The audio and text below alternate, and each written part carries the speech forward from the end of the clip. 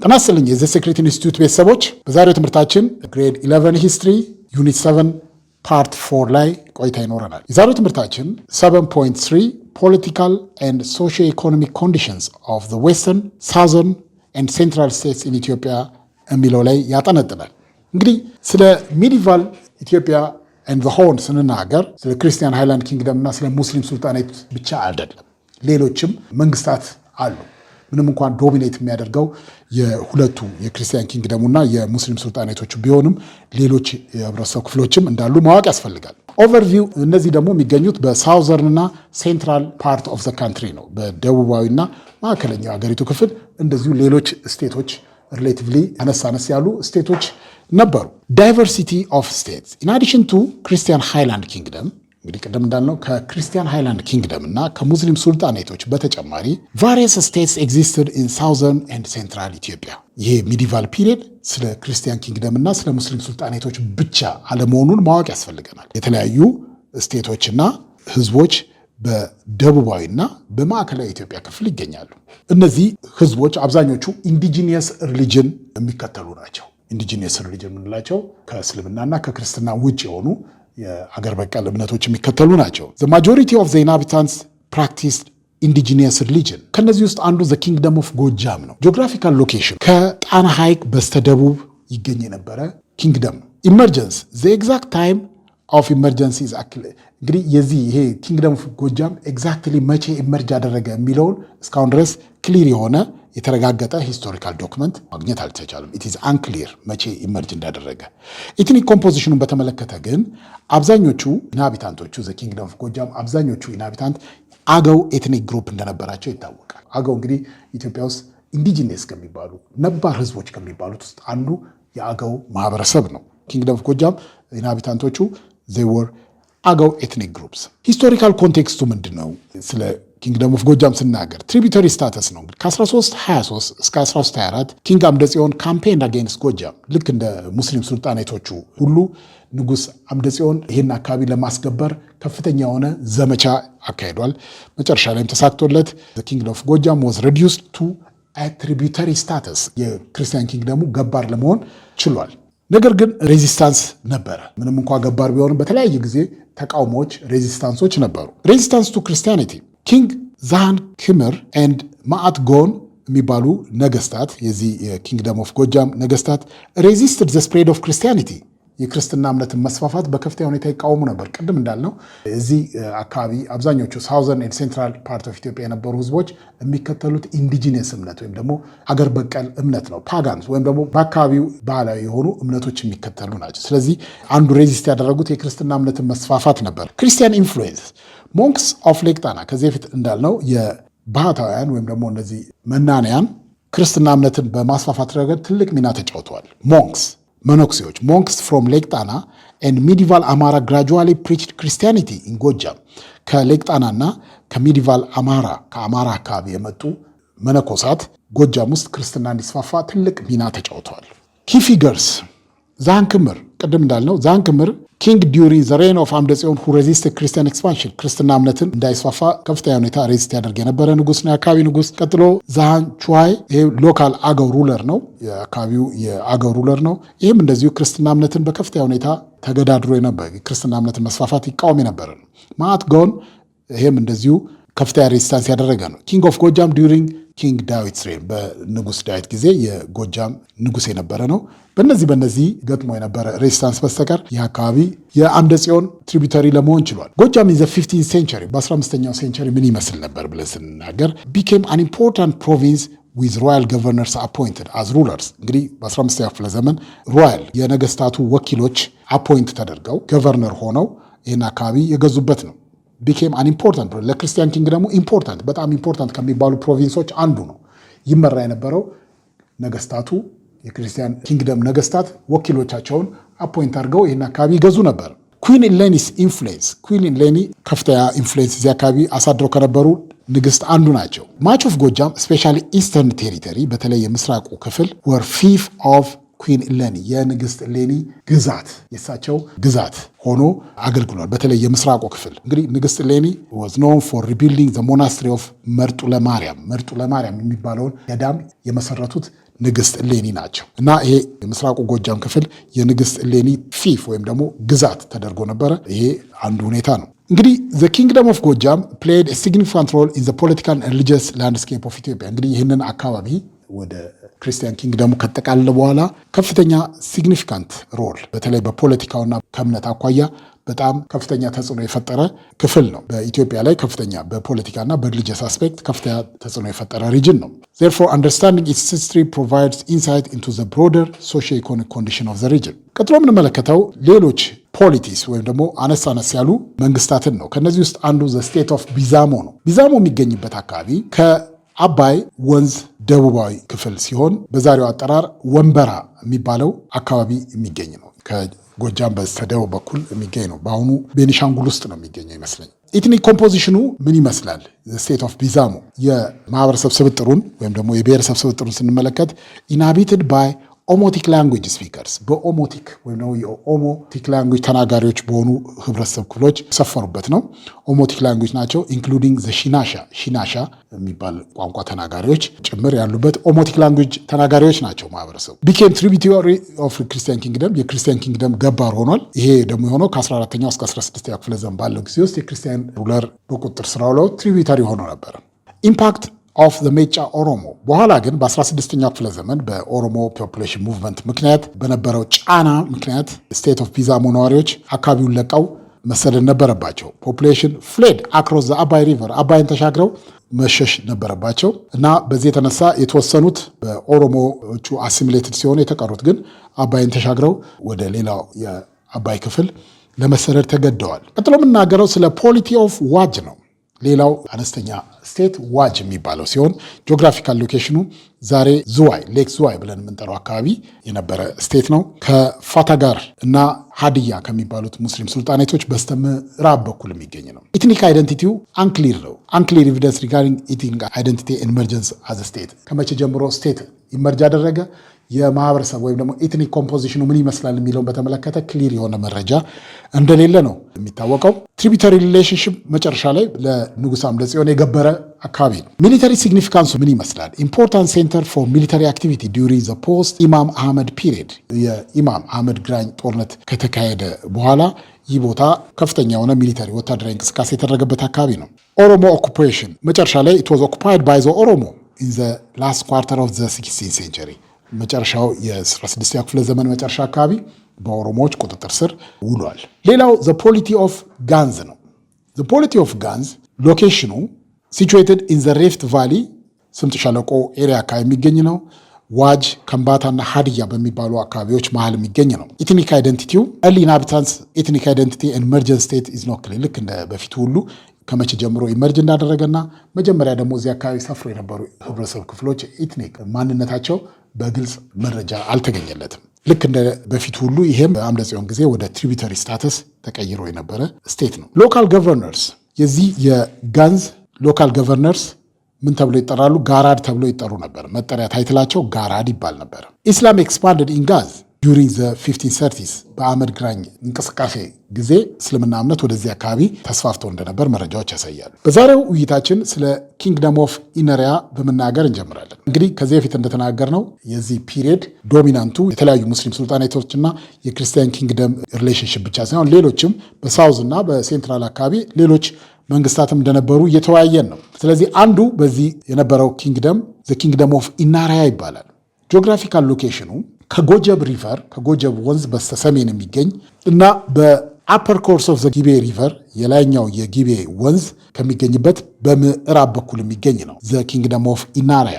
ታሪካዊ ተጽዕኖውን በተመለከተ አንደር ክርስቲያን ሃይላንድ ስቴት ኢንፍሉዌንስ እንግዲህ ይህ አካባቢ በክርስቲያን ሩለርስ የሚመራው እንደ አምደ ጽዮን ባሉት የክርስቲያን ሩለርስ የሚመራው መንግስት ነው እና ይህ የኪንግደም ኦፍ ኢነሪያ በመካከለኛው 13ኛው ክፍለ ዘመን ጀምሮ በክርስቲያን ሩለርስ ቁጥጥር ስር የነበረ ሪጅን ነው እና በአምደ ጽዮን ዘመነ መንግስት ትሪቢዩተሪ ወይም ደግሞ ገባር ተደርጎ የነበረ መንግስት ነው ኪንግደም ኦፍ ኢነሪያ። እንግዲህ የኪንግደም ኦፍ ኢነሪያ ከንግድ አኳያ ስንመለከተው ከፍተኛ የሆነ የኢምፖርታንስ ነበረው፣ ከፍተኛ የሆነ ጠቀሜታ ነበረው። ምክንያቱም ኤክስፖርት የሚደረጉ ሸቀጦች በአብዛኛው ይገኙ የነበሩት ከደቡብና ከደቡብ ምዕራብ አካባቢ ነው ብለናል። እነዚህ የኤክስፖርት አይተምስ ከሚወሰዱባቸው ወይም ከሚገኙባቸው ቦታዎች አንዱ ዘ ኪንግደም ኦፍ ኢናሪያ ነው እና በትሬድ በንግድ አኳያ የነበረው ከፍተኛ ኢምፖርታንስ ምንድን ነበረ? ኢት ዋዝ ኤ ሜጀር ሶርስ ኦፍ ትሬድ አይተም። በዘይላ ትሬድ ሩት አድርገው ወደ ውጭ የሚሸጡ አይተሞች በአብዛኛው የሚገኙት ከዚህ አካባቢ ነበረ። ከኢናሪያ እና ሌሎች እንደ ኢናሪያ ካሉ አካባቢዎች የሚገኙ ነበሩ። ከሚገኙት ዋና ዋና የንግድ አይተሞች አንዱ ፒውር ጎልድ ነው። ወደ ግብፅ፣ ወደ ግሪክ እና ወደ ሮም የሚሸጡ ንጹህ ወርቆች የሚገኙት እዚህ አካባቢ ነበር። ሌላው ዘ ኪንግደም ኦፍ ኢነሪያ የሚታወቀው በኦሮሞ ኤክስፓንሽን ጊዜ የኦሮሞ ፖፑሌሽን ሙቭመንት ጊዜ ከነበረው ሁኔታ ነው። ኪንግደም ኦፍ ኢነሪያ ኦሮሞ ኤክስፓንሽንን ሬዚስት በማድረግ ይታወቃል። ብዙ ተደጋጋሚ ኤክስፓንሽን የመስፋፋት ሙከራዎችን ሬዚስት ለማድረግ ችሎ ነበር። ስትሮንግ ሬዚስተንስ አጌንስት ሜጫ ኦሮሞ። ወደዚህ አካባቢ ተንቀሳቅሶ የነበሩት የሜጫ ኦሮሞዎች እንዳይስፋፉ ከፍተኛ ሬዚስታንስ አድርገው ነበረ ኪንግደም ኦፍ ኢናሪያ። መጨረሻ ላይ ግን መቋቋም ባለመቻላቸው 16ኛው ሴንቸሪ ሌት 16 ሴንቸሪ ወደ መጨረሻው አካባቢ ለመሸነፍ ችለዋል። በመሸነፋቸው ስማቸው ተቀይሮ ኢነሪያ የነበረው ሊሙ ኢነሪያ፣ በሊሙዎች ነው የተሸነፈው። ሊሙ የሚባለው ሊሙ ኦሮሞ በሚባሉት በመሸነፋቸው ኢነሪያ የነበረው ስሙ ሊሙ ኢነሪያ የተባለው ከዛ በኋላ ነው። ሌላው ዘጎንጃ ፒፕል ናቸው። እነዚህ ዘጎንጃ ፒፕል እዚህ አካባቢ ሌላው የነበረው ዘጎንጃ ፒፕል ነው። ዳይቨርሲፋይድ የሆነ ኮሚኒቲ የነበረበት መንግስት ነው። ሊንጉስቲክ ዳይቨርሲቲያቸው አብዛኛው ኦሞቲክ የሆኑ ማህበረሰብ የሚኖሩባቸው ናቸው። እንደ ካፊኖኖ፣ ሸኪኖኖ፣ አንፊሎ፣ ሽናሻ ኢነሪያ፣ ቦሻ ላንጉጅ የሚነገሩበት እነዚህ ሁሉም የኦሞቲክ ቋንቋ ቤተሰቦች ናቸው። እነዚህ ኦሞቲክ ላንጉጅ ስፒከርስ እዚህ ዘጎንጋ ፒፕል ውስጥ አንድ ላይ የሚኖሩበት መንግስት ነው። ሂስቶሪካል ኮንቴክስቱ ሪዛይድድ ቢትዊን ዘ አባይ ኤንድ ኦሞ ሪቨር፣ በአባይና በኦሞ ሪቨር መካከል ነው የሚገኘው።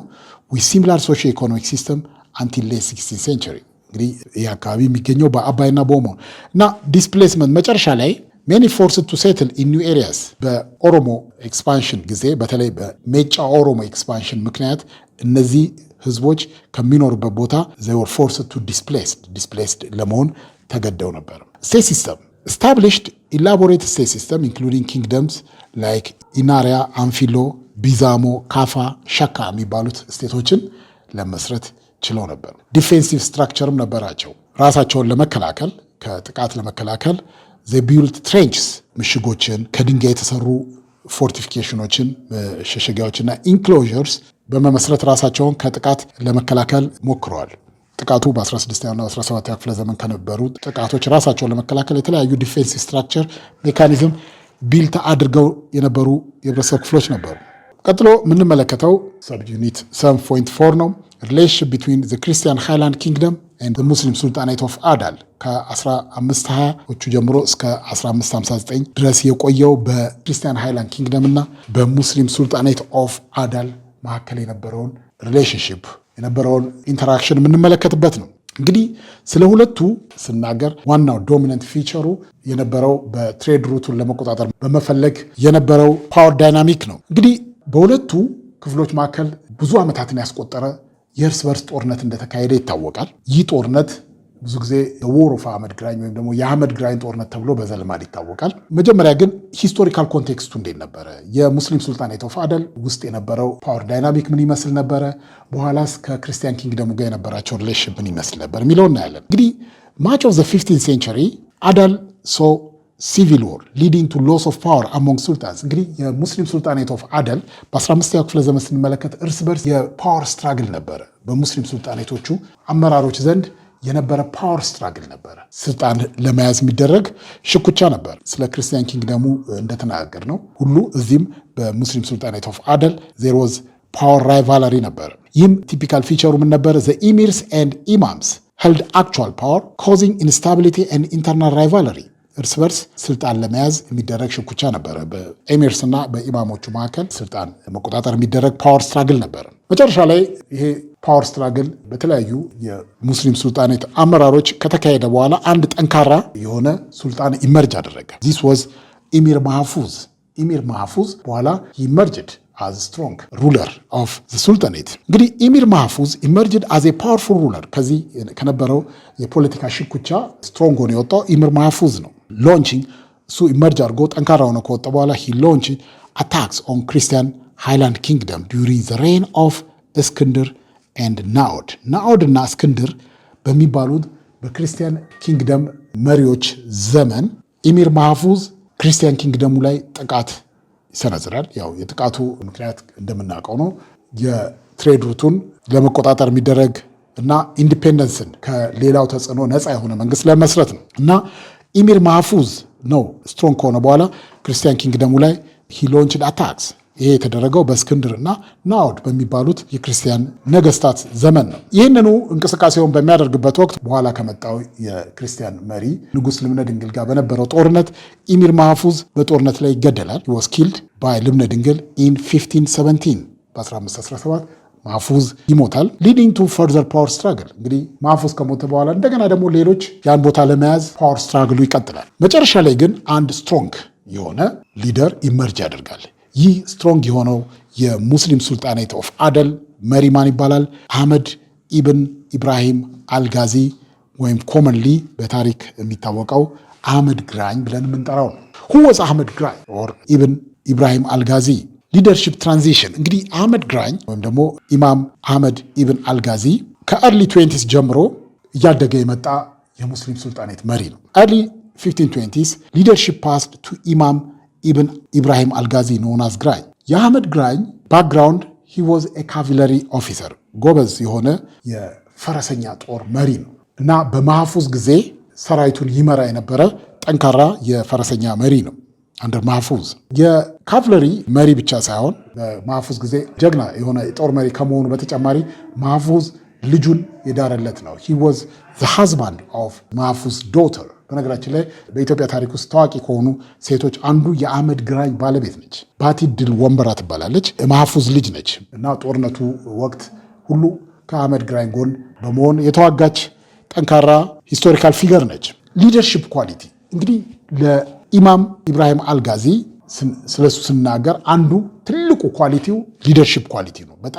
በጣም ድንቅ የሆነ የአመራርነት ብቃት የነበረው መሪ ነው። ለዚህም ነው ከቪክትሪው ጀርባ የእሱ ሊደርሺፕ ኳሊቲ ትልቅ ቦታ የሚሰጠው ነው። ምንድን ናቸው እነዚህ ሊደርሺፕ ኳሊቲዎቹ? ስለ አህመድ ግራኝ ጦርነት ስናወራ ስለ ዎር ኦፍ አህመድ ግራኝ ብለን በኮመንሊ የምናውቀው ስናወራ የአህመድ ሊደርሺፕ ኳሊቲ ትልቁ ስፍራ ይይዛል። he was energetic and tactful። በጣም ኢነርጀቲክ የሆነ ነው እና ሲበዛ ጥበበኛ ነው፣ ታክትፉል ነው። በተለይ አህመድ ግራኝ ከሚታወቅበት ዋነኛው ችሎታው አንዱ የተለያዩ የህብረተሰብ ክፍሎችን አስተባብሮ የመምራት ብቃት ነው። በኋላ እንደምንመለከተው የተለያየ ማንነት ያላቸው ናቸው የአህመድ ግራኝ ተከታዮች። አፋሮች አሉ፣ ሶማሌዎች አሉ፣ ሐረሪ አሉ፣ አርጎባዎች አሉ። የተለያዩ ሙስሊም ኮሚኒቲዎችን አንድ ላይ አድርጎ በመሃላቸውን ያለውን ዲፍረንስ አጥቦ ያንን ልዩነታቸውን ኮመን ኢነሚ ወይም ደግሞ የጋራ ጠላት በሆነው ብለው ሌብል ባደረጉት በክርስቲያን ኪንግደሙ ላይ ሞቢላይዝ ለማድረግ የቻለ መሪ ነው። ትልቁ ችሎታው ራይቫለሪ፣ እርስ በርስ የነበረውን ሽኩቻ ሃርሞናይዝ አድርጎ በመሃል ያለውን ልዩነት በማጥበብ በአንድነት እንዲሰለፉ ያደረገበት ችሎታው ለድሉ ትልቁ ምክንያት ነበር። ኢነርጀቲክ ነው ኤንድ ታክትፉል ነው። ኢሊሚኔትድ ኢንተርናል ራይቫልስ ቱ ኮንሶሊዴት ፓወሩን ለማጠናከር የነበረውን ውስጥ ለውስጥ የነበረውን ሽኩቻ እንዲቆም በማድረግ ለአንድ ዓላማ የተለያዩ ህብረተሰብ ክፍሎችን በማሰለፍ ይታወቃል። ይሄ ትልቁ የሊደርሺፕ ኳሊቲ ነው። he worked to reconcile warring አፋር፣ ሶማሌ and ሐረሪ ኮሚኒቲስ። እነዚህ ኮሚኒቲዎች አፋር፣ ሶማሌ፣ ሐረሪ እርስ በርስ ይሻኮቱ ነበር። ይህንን ያደረጉት የነበረውን እርስ በርስ ይደረግ የነበረውን ሽኩቻ በማስቀረት ለአንድ ዓላማ ሞቢላይዝ በማድረጉ ትልቅ ድል ሊቀዳጅ ይችላል። ስለዚህ ስለ አህመድ ግራኝ ሊደርሺፕ ኳሊቲ ስናወራ አንዱ ትልቁ ኳሊቲው ምንድን ነበረ? እነዚህን የተለያዩ ህብረተሰብ ክፍሎችን ለአንድ ዓላማ ሞቢላይዝ የማድረግ ችሎታው ከድሉ ጀርባ ያለው ትልቁ ብቃቱ እንደነበረ ማወቅ ያስፈልጋል። ኮንፍሊክት ዳይናሚክ ምንድን ነው?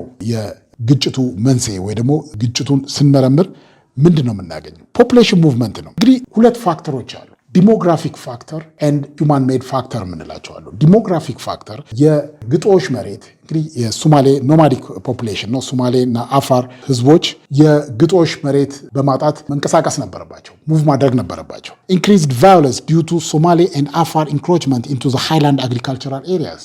ሶማሌ እና አፋር ወደ ሃይላንድ አግሪካልቸራል ኤሪያስ ሙቭ ለማድረግ ተገደው ነበር በተፈጠረው ዲሞግራፊክ ፋክተር። የህዝብ ቁጥር መጨመር፣ የህዝብ ቁጥር ሲጨምር ከብቶቹም ዘላኖች እንደመሆናቸው መጠን የግጦሽ መሬት ውሃ ፍለጋ ወደ ሌላው አካባቢ ሙቭ ማድረግ ነበረባቸው እና ይሄ ፖፑሌሽን ሙቭመንት አንዱ የነበረው ዲሞግራፊክ ፋክተር ነበር። ይህን ሞቢላይዝ ማድረግ ያስፈልጋል እና አህመድ ግራኝ አንዱ ትልቅ ኳሊቲው ይህንን ለዓላማው ለመጠቀም መቻሉ ነው። ሮል ኦፍ አህመድ አክትድ አዝ አን አርቢትረር የማስታረቅ ሚና ተጫውቷል። የተለያዩ ህብረተሰብ ክፍሎች እርስ በርስ ማይግባቡ በተለያየ ምክንያት ይሻኮቱ የነበሩ የህብረተሰብ ክፍሎችን ወደ አንድ ዓላማ ለማምጣት ችሏል። ሂ አክትድ አዝ አን አርቢትሬተር ዩናይቲንግ ኮሚኒቲስ አጌንስት ዘ ክርስቲያን ሃይላንድ ኪንግደም እርስ በርስ ይሻኮቱ የነበሩትን የህብረተሰብ ክፍሎች የተለያዩ ማንነት ያላቸው የህብረተሰብ ክፍሎች በማስተባበር ይህንን ኢነርጂ ሞቢላይዝ ሊያደርግ ይችላል። ሞቢላይዝ ያደረገው አጌንስት ኮመን ፍሮንት ነው። ያ ኮመን ፍሮንት ዋዝ አጌንስት ዘ ክርስቲያን ሃይላንድ ኪንግደም ሊያሰማራ ችሏል። ዚስ ኢዝ ዘ ግሬት ሜሪት ኦፍ አህመድ ግራኝ። ሪክሩትመንት ኦፍ ሶልጀርስ ፍሮም ሪኮንሳይልድ ኮሚኒቲስ ቦልስተርድ ሂስ አርሚ ይህንን በማድረጉ የሰራዊቱን ብዛት በከፍተኛ ሁኔታ ሊጨምር ችሏል። እነዚህ ከአፋር፣ ከሶማሌ፣ ከሐረሪ፣ ከአርጎባ የመሳሰሉት የሙስሊም ኮሚኒቲዎችን አንድ በማድረጉ ከፍተኛ የሆነ ሰራዊት ሞቢላይዝ ለማድረግ ችሎ ነበር። ይሄ ነው እንግዲህ አንዱ ለድሉ ትልቅ አስተዋጽኦ ካደረጉት ሁኔታዎች አንዱ። ዋት ዋዝ ዘ ኔቸር ኦፍ ዘ ኮንፍሊክት እንግዲህ በክርስቲያን ኪንግደሙ እና በሙስሊም ሱልጣኔቶች መካከል የነበረው በተለይ በሙስሊም ሱልጣኔት ኦፍ አዳል እና ክርስቲያን ኪንግደሙ መካከል የነበረው ኮንፍሊክት ኔቸሩ ምን ይመስላል? እዚህ ጋር አንድ ኮመን ሚስኮንሰፕሽን አለ ልብ ልንለው የሚገባ ብዙ ጊዜ ኢቨን ትላልቅ ሰዎች ሁሉ ዘ ዎር ኦፍ አህመድ ግራኝ አማካይነት የተደረገውን ጦርነት ሃይማኖታዊ ጦርነት በክርስትናና በእስልምና መካከል የተደረገ የሃይማኖት ጦርነት ተደርጎ ሮንግሊ ሲነገር እንሰማለን። which was wrong እዚህ ጋር ልብ ልንል ይገባል። ከእምነት ጋር የተያዘ አይደለም። what was the main cause for the war between the Christian kingdom and the Muslim Sultanate of Adal ስንል it has nothing to do with religion. it was economic በተደጋጋሚ አንስተናል። የጦርነቱ ዋነኛ ምክንያት እጅግ በጣም አትራፊ የሆነውን የትሬድ ሩት የዘይላ ትሬድ ሩት ለመቆጣጠር የሚደረግ ጦርነት ነው። ስለዚህ ኢኮኖሚ ነው ዋነኛው ምክንያት። ለምንድን ነው ታዲያ የሃይማኖት መልክ ተይዞ የምንሰማው? በእስልምናና በክርስትና እምነት መካከል የተደረገ የሃይማኖት ጦርነት አስመስሎ ሊፈጠር የቻለ ብዙ ጊዜ ስለ ጦርነቱ ይዘግቡ የነበሩ ክሮኒክለርስ ናቸው። የነገስታቱ ክሮኒክለርስ አሉ፣ ዜና መዋዕል ጻፊዎች፣ የሙስሊሞቹ በኩል ክሮኒክለርስ አሉ፣ ሙስሊም ክሮኒክለርስ። እነዚህ ሰዎች ብዙ ጊዜ የሃይማኖታዊ መንፈስ ይሰጡት ነበር ሲጽፉት። በእነሱ ናሬሽን የእምነት መልክ ያስይዙት ነበር። ያ ነው እንጂ ቤዚካሊ ዘ ዎር ኦፍ አህመድ ግራኝ was caused by economic factors. ስለዚህ it was not a religious war ክርስትና እምነትን ወይም እስልምና ሃይማኖትን ለማስፋፋት የደረገ ጦርነት አይደለም። አህመድ's campaign was rooted in early conflict over trade control ዘይላ ትሬድ ሩትን ለመቆጣጠር የተደረገ ጦርነት ነው። particularly ዘይላን የንግድ መስመር ለመቆጣጠር የተደረገ ጦርነት ነው። ይሄ በዋነኛነት ነው። ሁለተኛው ዲዛይር ፎር ኢንዲፔንደንስ ነው። ነፃነት፣ አውቶኖሚ፣ ግብር ላለመገበር በነፃነት ለመንቀሳቀስ። ምክንያቱም የክርስቲያን ኪንግደም ሲያሸንፍ የራሱን ገቨርነር አሳይን ያደርጋል፣ ግብር ይሰበስባል። ስለዚህ ግብር ካልከፈለ ጦርነት ይታወጅበታል። ስለዚህ they want to be independent ነፃ ለመውጣት ነው በሁለተኛ ደረጃ። በዋነኛ ደረጃ ትሬድ ሩቱን ለመቆጣጠር፣ በሁለተኛ ደረጃ it was a desire for independence from ክርስቲያን ሃይላንድ ኪንግደም ከክርስቲያን ሃይላንድ ኪንግደሙ ነፃ ለመውጣት የነሱ ገባር ላለመሆን የሚደረግ ጦርነት ነው። and finally establishment of Islamic empire የራሳቸውን ኢስላሚክ ኢምፓየር ለመስረት ነው በሶስተኛ ደረጃ እንጂ religion was not the main cause for this war። ይህንን ልብ ማለት ያስፈልጋል። ሚሊተሪ ካምፔኑ ምን ይመስል ነበር? ኢኒሻል አታክስ ሲጀመር አህመድ began his campaign in 1527 አህመድ ግራኝ ካምፔኑን የጀመረው በ1527 ነው። መጀመሪያ አካባቢ ያሉ አነስተኛ የሙስሊም ሱልጣኔቶችን በቁጥጥር ስር አድርጎ ነበር። እንደነ ደዋሮ፣ ፋጣጋርና ባሌ የመሳሰሉትን የሙስሊም ሱልጣኔቶችን አታክ አደረገ፣ ኢንኮርፖሬት አደረገ። ከዛ በኋላ he started campaigning against the Christian kingdom። ክርስቲያን ገቨርነር ደግላሃን የሚባል የክርስቲያን ገቨርነር ነበረ። ክርስቲያን ገቨርነር ደግላሃን defeated by Ahmed forces አህመድ ግራኝ በላከው ሰራዊት ደግላሃን ይሸነፋል። ደግላሃን የክርስቲያን መንግስቱ ወኪል ነው። አንዱ ሙስሊም ሱልጣኔት ላይ አፖይንት የተደረገ የክርስቲያን መንግስቱ ወኪል ነው። አህመድ ግራኝ ይህንን ደግላሃንን ያሸንፋል። ሊዲንግ ቱ ፈርዘር ኤክስፒዲሽን ኢንቱ ዘ ሚኒመም። ይሄ አበረታታውና ከዛ በኋላ ወደ ክርስቲያን ኪንግደሙ ካምፔን ማድረግ ጀመረ። ጉልበቱን እያጠናከረ ሲሄድ ስታርትድ ካምፔን አጌንስት ዘ ክርስቲያን ኪንግደም። በኋላ በዚህ በክርስቲያን ሙስሊም ኮንፍሊክት ትልቁ ቪክትሪ ከሚባሉት ውስጥ አንዱ ዘ ባትል ኦፍ ሽምብራ ኩሬ ነው። ከዚህ በፊት ጠቀስ አድርገን እንዳለፍ ነው በ1529 አህመድ ግራኝ ዲፊትድ ኪንግ ልብነ ድንግልስ አርሚ። በአህመድ ግራኝ እና በልብነ ድንግል ሰራዊት መካከል የተደረገ ትልቅ ጦርነት ነው በ1529። ምንም እንኳን ልብነ ድንግል ከፍተኛ ሰራዊት ቢያሰማራም በዚህ ጦርነት ድል የቀናው አህመድ ግራኝ ነው። ጦርነቱ ምን ተብሎ ይጠራል? ዘ ባትል ኦፍ ሽምብራ ኩሬ ይባላል። ዛሬ ሞጆ የምንለው አካባቢ የተከሰተ ጦርነት ነው። እዚህ ጊዜ እዚህ ጋር ጦርነቱን ያሸነፈው አህመድ ግራኝ ነው። ከዚህ በኋላ የአህመድ ግራኝ ሰራዊት ወደ ተለያዩ የክርስቲያን ኪንግደሙ አካባቢዎች መስፋፋት ጀመረ። ሽምብራ ኩሬ ላይ ካሸነፈ በኋላ ልብነ ድንግልን በተለያየ ቦታ ሲሰደድ ነበረ። ንጉሱ ከአንዱ ቦታ ወደ አንዱ ቦታ እንዲሁ እንደተንከራተተ ነው መጨረሻ ላይ በ1540 የሞተው። በ1529 ሽምብራ ኩሬ ላይ ተሸነፈ። ከዛ በኋላ የተለያዩ ቦታዎች ሰራዊቱን ይዞ አህመድ ግራኝን ጦር ሽሽት በተለያየ ቦታ እንደተንከራተ መጨረሻ ላይ በ1540 ይሞታል ኪንግ ልብነ ድንግል። እንግዲህ የአህመድ ግራኝ ለስኬቱ ዋነኛው ምክንያት ምንድን ነበር? ዋት ዋዝ ዚ ኪ ፎር አህመድስ ሰክሰስ? አንደኛ ቤተር ኢኩዊፕመንት ነው። በጥሩ ሁኔታ የተደራጀና የታጠቀ ሰራዊት ነበረው። በተለይ ከየመን መስኬተርስ ማለት መስኬት የጠመንጃ አይነት ነው። በዛን ዘመን የነበረ በወቅቱ ዘመናዊ የሚባል መሳሪያ ነው። መስኬት የታጠቁ የየመን ሰራዊት ድጋፍ አግኝቶ ነበረ። ይሄ ድጋፍ የተላከለት ከኦቶማን ሱልጣን ነው። ከኦቶማን ሱልጣን የመኒ መስኬተርስ ተልከውለን ነበር። ስለዚህ አህመድ ከክርስቲያን ደግሞ የተሻለ የወታደራዊ ዝግጅት ነበረው፣ የተሻለ ትጥቅ ነበረው፣ የውጭ ድጋፍ ነበረው፣ የተሻለ መሳሪያ የታጠቀው የመኒ መስኬተርስ። እነዚህ ተደማምረው ለስኬታማነቱ አስተዋጽኦ አድርገዋል። ውጤቱ ምንድን ነበር ብለን ስንመለከት ኮንቲኒውድ ሪትሪት ኦፍ ዘ ኢምፔሪያል አርሚ። እንግዲህ ኢምፔሪያል አርሚ ሽምብራ ኩሬ ላይ ከተሸነፈ በኋላ የልብነ ድንግል ሰራዊት ሽምብራ ኩሬ ላይ በ1529 ከተሸነፈ በኋላ በተለያየ ቦታ ሪትሪት ማድረግ ነው። ሪትሪት ማለት መሸሽ ነው። 11 ዓመት አካባቢ ልብነ ድንግል እንዲሁ ከቦታ ቦታ እንደሸሸ እንደተንከራተተ ነው ያለፈው ብለናል። እና ኮንቲኒውድ ሪትሪት ኦፍ ዘ ኢምፔሪያል ኢንክሪዚንግ አህመድስ ኮንፊደንስ ፎር ፈርዘር ካምፔን። እንግዲህ ልብነ ድንግል በሸሸ ቁጥር የአህመድ በራስ የመተማመን ብቃቱ እየጨመረ በመምጣቱ የተለያዩ አካባቢዎች ላይ ሰራዊቱን በከፍተኛ ሁኔታ ማዝመት ችሎ ነበር። በመሆኑም ኤክስፓንሽን ኦፍ ዚ አደልስ አርሚ የአደል ሱልጣኔት ሰራዊት በከፍተኛ ሁኔታ በአገሪቷ ተስፋፍቶ ነበር። አምቢሽንስ ኦፍ አህመድ ሶት ቱ ክሬት አን ኢስላሚክ ኢምፓየር ኢን ዘ ሆርን ኦፍ አፍሪካ። መጨረሻ ላይ አምቢሽኑ ምን ነበር? ኢስላሚክ ኢምፓየር፣ ግዛቱን አስፋፍቶ ትልቅ የእስላም ኢምፓየር የመስረት አምቢሽን ፍላጎት ነበረው። በ1531 አኔክስድ ዳዋሮ ባሌን ተቆጣጠረ። እያለ እየተስፋፋ ሄደ። ኮንትሮል ኦቨር ሪጅንስ ከ1532 እስከ 1533 ኢፌክቲቭሊ ኮንትሮል ሳውዘርን ኢትዮጵያ ሪጅን፣ ደቡባዊ ኢትዮጵያን አካባቢ በሙሉ በሚገባ ቁጥጥር ስር አውሎ ነበር። ፋይናል ካምፔንስ እና ሱፕሪማሲ ምን ይመስላል? መጨረሻ ላይ ላስት ፌዝ ኦፍ ካምፔንስ የመጨረሻው የአህመድ ግራኝ ወይም ደግሞ ሙስሊም ሱልጣኔት አዳል ካምፔን ዘመቻ ፍሮም ሚድ 1533 ቱ 1535 ወደ ኖርዘርን ፕሮቪንስ ወደ ሰሜን የአገሪቱ ክፍል በስፋት የተንቀሳቀሰበት ጊዜ ነበረ። በመሆኑም ትግራይን እና አክሱም ድረስ ተቆጣጥሮ ነበር። ስታብሊሽመንት ኦፍ ኦቶሪቲ አደል ሪችድ ኢትስ ዜኒት የሱልጣኔት ኦፍ አደል ከፍተኛው የእድገት ደረጃው ላይ ከፍተኛው የመስፋፋት ደረጃው ላይ ደርሶ የነበረበት ወቅት ነበር። ዊዝ ቴሪቶሪስ ዲቫይድድ ኢንቱ ፕሮቪንስስ ገቨርንድ ባይ አፖይንትድ ሩለርስ ድል ቀንቶት በየቦታው በተቆጣጠራቸው አካባቢዎች የራሱን ወኪሎች እየሾመ ብዙ አካባቢዎችን በቁጥጥር ስር ለማድረግ ችሎ ነበር። መጨረሻ ላይ የሱፕሪማሲ ኦፍ አደል በአህመድ ግራኝ የሚመራው ሙስሊም ሱልጣኔት ኦፍ አደል መጨረሻው እንዴት ሆነ፣ እንዴት ተጠናቀቀ ብለን ስንል መጨረሻ ላይ በ1543 ደንቢያ የሚባል ቦታ ላይ ሴትል ያደርጋል። ሌክ ጣና አካባቢ ደንቢያ የምትባለው አካባቢ ላይ ይሰፍራል። ከዛ በኋላ እስከ ተሸነፈበት ጊዜ ድረስ እዛ አካባቢ ሰፍሮ ነበረ።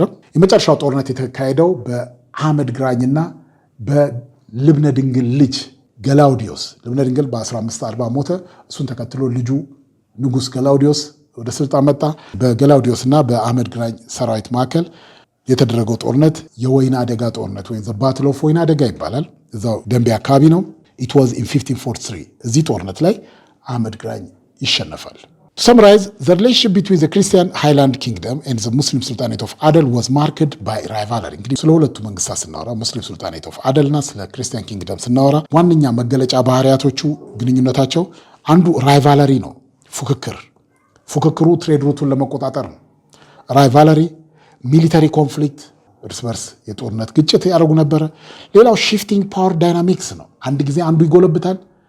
ሙስሊም ሱልጣኔቱ ጉልበት በሚያበጅ ጊዜ ግብር አልገብርም ይላል። በዚህ ጊዜ ጦርነት ይገጥማሉ። ሃይላንድ ኪንግ ደግሞ በሚደክም ጊዜ ደግሞ ሙስሊም ሱልጣኔቱ ግዛቱን ያስፋፋል። ስለዚህ ፓወር ዳይናሚኩ ይቀያየር ነበር። አህመድ ኢብን ኢብራሂም አልጋዚስ ሊደርሺፕ ትራንስፎርምድ ዘ ፖለቲካል ላንድስኬፕ ኦፍ ዘ ሆርን ኦፍ አፍሪካ። እዚህ ጋር በጣም ልብ ልንለው የሚገባ የአህመድ ኢብን ኢብራሂም አልጋዚ ወይም የአህመድ ግራኝ ሊደርሺፕ ኳሊቲ እንዴት የኢትዮጵያና ሆርን ኦፍ አፍሪካን የፖለቲካ ላንድስኬፕ የፖለቲካ ምህዳር በከፍተኛ ሁኔታ ኢንፍሉዌንስ እንዳደረገ መረዳት ይገባል። ኢሉስትሬቲንግ ዘ ኮምፕሌክሲቲስ ኦፍ ሪጂናል ፓወር ስትራግል እና ይሄ ዋነኛው ፊቸር ነው። ሌላው እዚህ ጋር ልብ ልንለው የሚገባ የክርስቲያን ኪንግደሙና ሙስሊም ሱልጣኔት ኦፍ አዳል መካከል የተደረገው ጦርነት ናሽናል ዳይሜንሽን እንዳለ ሁሉ አገራዊ ዳይሜንሽን እንዳለ ሁሉ ኢንተርናሽናል ዳይሜንሽን ወይም ኤክስተርናል ፊቸርም ነበረው።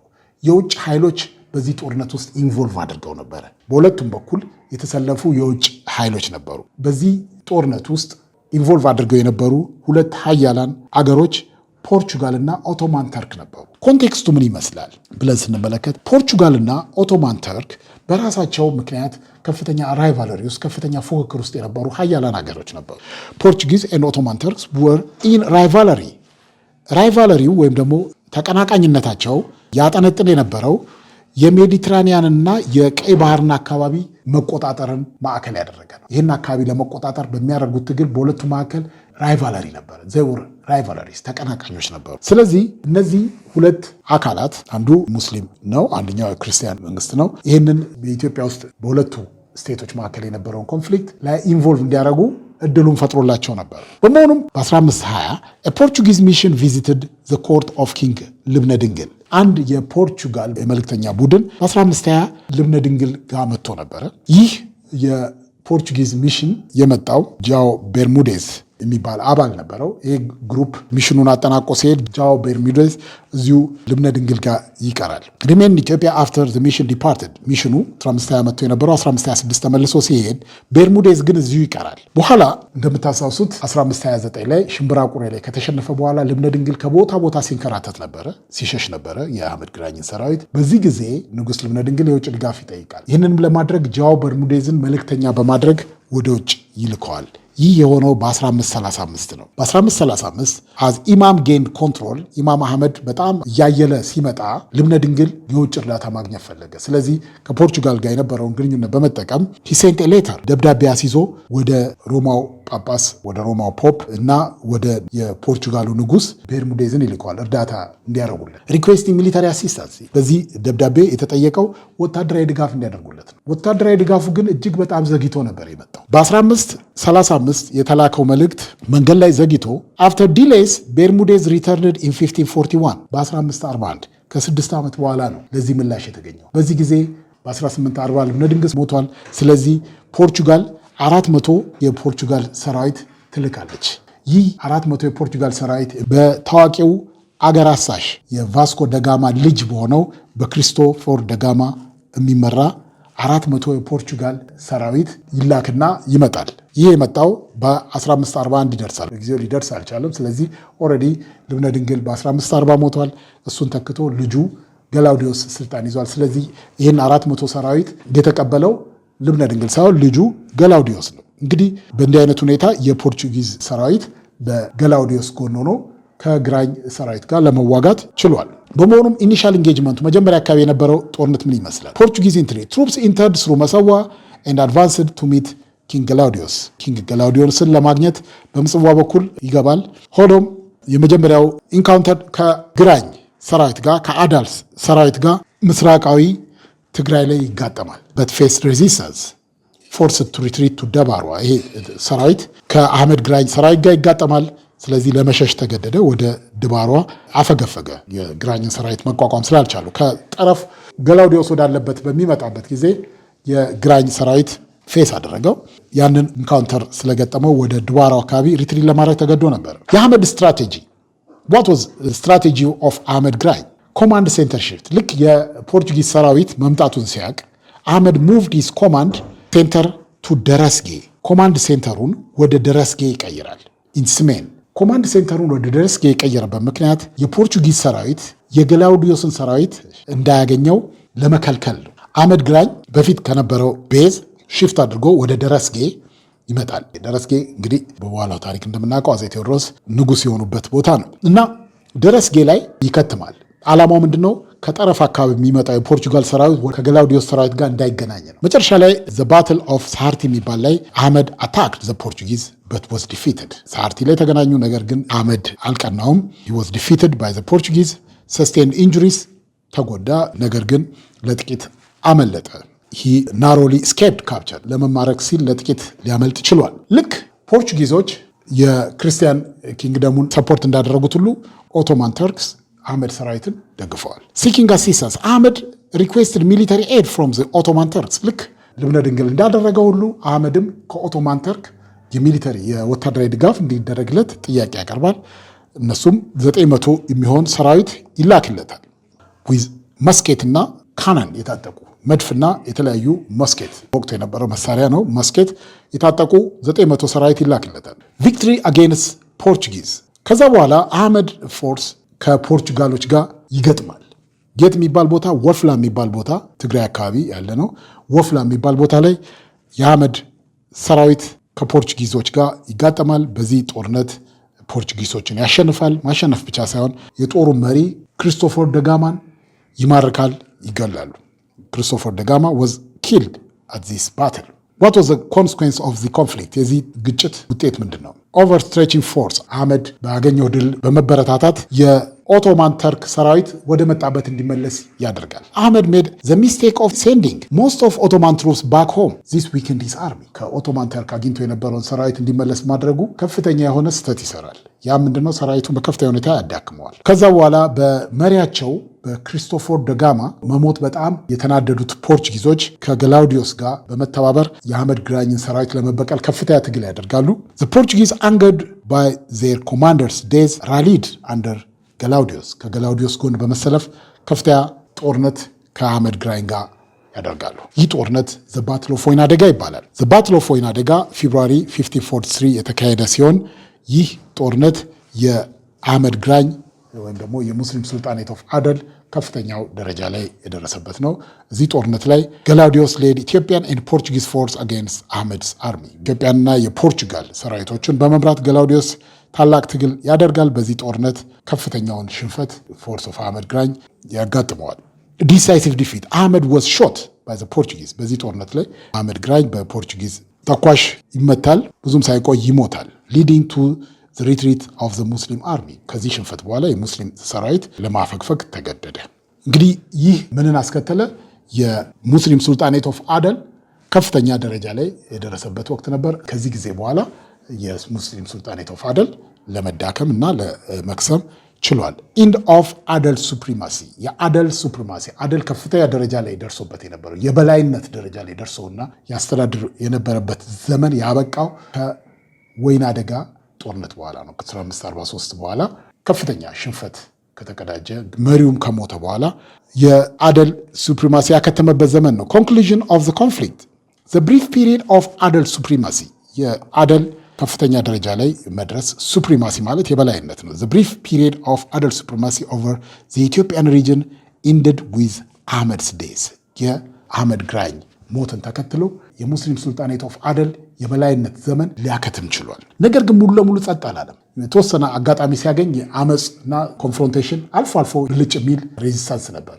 በዚህ ምክንያት በ1559 እንደዚሁ ሬዚስት ለማድረግ ተሞክሮ ነበር። ዘ ኮንፍሊክት ፐርሲስትድ አንቲል 1559 ላይ ኢሚር ኑር አልወዚር የሚባል የአደል መሪ ገላውዲዮስ ላይ ጦርነት አውጆ ነበረ። በዚህም ጦርነት ገላውዲዮስ ሊሞት ችሏል። በ1559 ሲጠቃለል the involvement of the Portuguese and Ottoman Turks significantly influenced the power dynamics። እንግዲህ ኢንተርናል ብቻ ሳይሆን ኤክስተርናል ዳይሜንሽን እንዳለው አይተናል። the war of አህመድ ግራኝ ወይም ደግሞ the ክርስቲያን ኪንግደም እና በሙስሊም ሱልጣኔት ኦፍ አደል መካከል የተደረገው ናሽናልና ኢንተርናሽናል ዳይሜንሽን ኢንተርናልና ኤክስተርናል ዳይሜንሽን አለው። እንዴት የሁለቱ ሀያላን ኢንቮልቭመንት የፓወር ዳይናሚክሱን የአገሪቱ ውስጥ የነበረውን ፓወር ዳይናሚክስ እንዴት እንደለወጠው እንዴት ኢንፍሉዌንስ እንዳደረገው ማየት ይችላል። the conflict illustrated the complex interplay of the local and foreign powers። እንዴት ሎካል እና ፎሬን ፓወር አንድ ላይ በፈጠሩት መስተጋብር የሂስትሪ ኦፍ ኢትዮጵያ ኤንድ ዘ ሆል እንዴት ኢንፍሉዌንስድ እንደሆነ በዚህ ማየት እንችላለን። በዚህ የዛሬውን ትምህርታችን እናጠናቃለን። ለነበረን ጊዜ አመሰግናለሁ።